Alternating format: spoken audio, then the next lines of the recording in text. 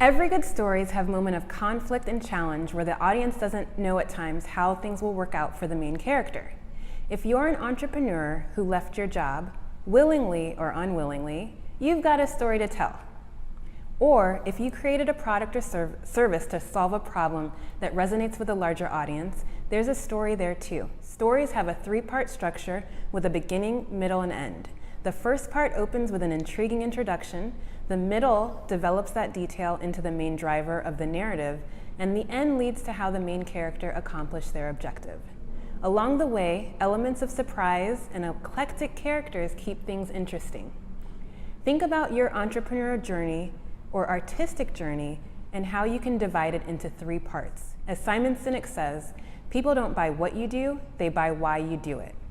When people in the media can connect to an aspect of your story or relate to your product, you've got them hooked. And it gives them something to talk about with friends and family when discussing their latest find or striking up a conversation with a stranger at a networking event or cocktail party. An example of a business I've worked with and love is lifestyle brand Compind, which creates products at the intersection of fashion, travel, and culture. They've always been driven by the belief if you don't see it, create it yourself. In 2014, Jonah and Swetha Batumzi were expecting their first child. Swetha's mommy group had been sewing bibs together, but she was uninspired by bland prints with stripes or polka dots. So she decided to make bandana bibs using Ugandan, Indian, and British prints, which celebrated their family's cultures, and then the business was born. Motherhood often spurs women toward invention and entrepreneurship.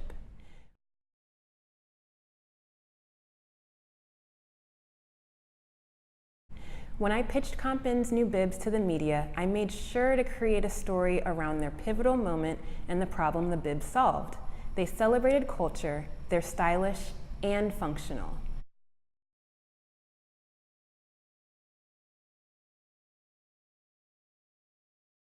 By tapping into different elements of Compind's story, I've been able to secure coverage for them in travel, parenting, business, fashion, and lifestyle outlets, as well as podcasts.